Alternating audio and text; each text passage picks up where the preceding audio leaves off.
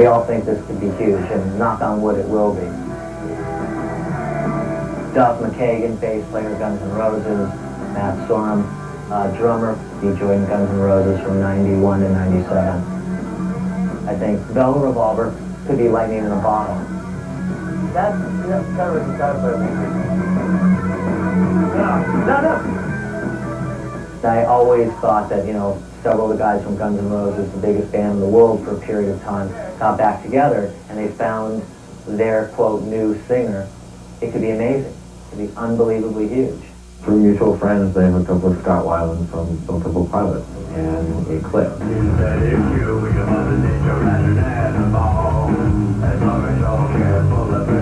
I'm a big Scott Weiland fan. There is no more authentic and personal artist that I've ever met than Scott Weiland. He is really in his own world. He really comes from the heart in everything he does, and if he believes in this thing, and I believe in it.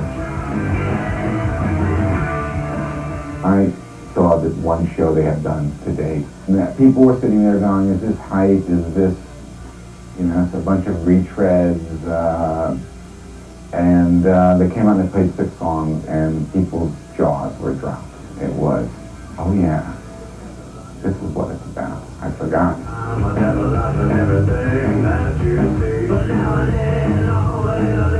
At that time, a number of record labels came down, and the buzz started to get heat up, and several labels made offers, and we ended up going with Clive Davis at BMG and RCA. There was sort of a bidding war, and I think that was partly fueled by almost a sort of nostalgia on the part of some of the record executives, because they think back to the era when Guns N' Roses was a big band, was one of the biggest bands in the world. They think back to when Stone Temple Pilots was really, you know, a powerful force and was selling millions and millions of albums. And they're thinking, wow, if we could, you know, somehow recapture the momentum from, you know, the early and mid '90s, we'd be in really good shape. Well, the pressure's on for a group like Velvet Revolver because the industry's being hit. Sales have fallen from 40 billion to 28 billion in the last 3 years, which is staggering.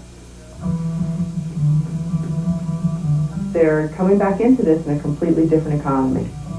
They're also coming back into it older and probably a lot smarter. They're looking at the budgets, they're looking at things and going, maybe we needed a catering budget of X in 1991. Now we're all doing Atkins. We don't need that. You know, we're all watching our waistlines. We only need X. Well, they've made records for millions and millions of dollars in the past. This record was made for much, much less. They're brilliant musicians. They do a lot of pre-production. They rehearse. They know what they want. We know how much it costs to make a record, and it's not $2 or $3 million. And it's good for the whole band to know we're aware of the value of the dollar and how far you can make that go. In the first 6 months of the year, it's probably our single most important release. For the entire year of 2004, it's probably one of our 2 or 3 most important releases.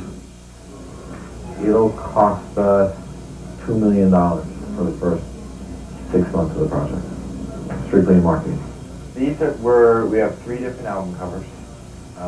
It's definitely got a James Bond meets classic rock and roll feel. It's a silhouette of a woman. You can tell that she's scantily dressed, and she's got a weapon on her hip.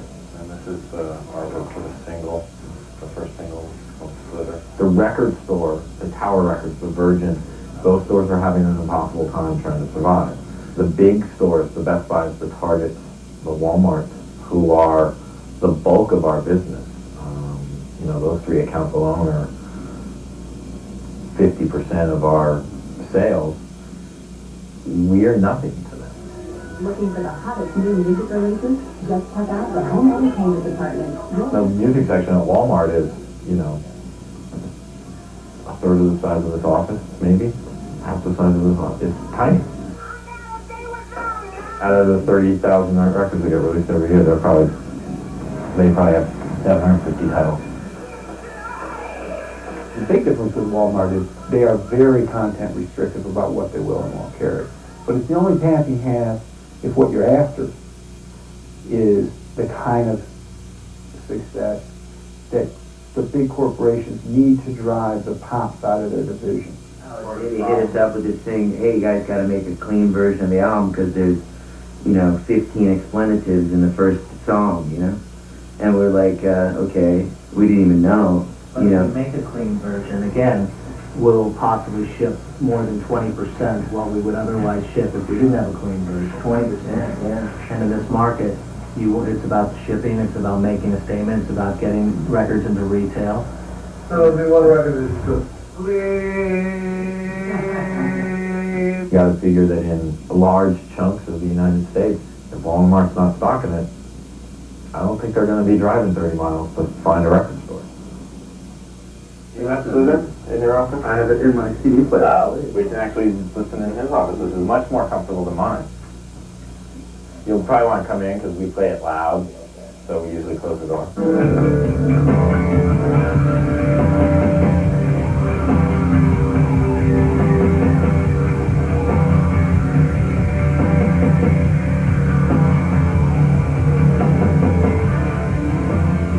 I think you get a, okay, prove it to me look. And when you play it for people, they go, okay, you prove it to me. I get it. God, that's great. And I'm like, yeah.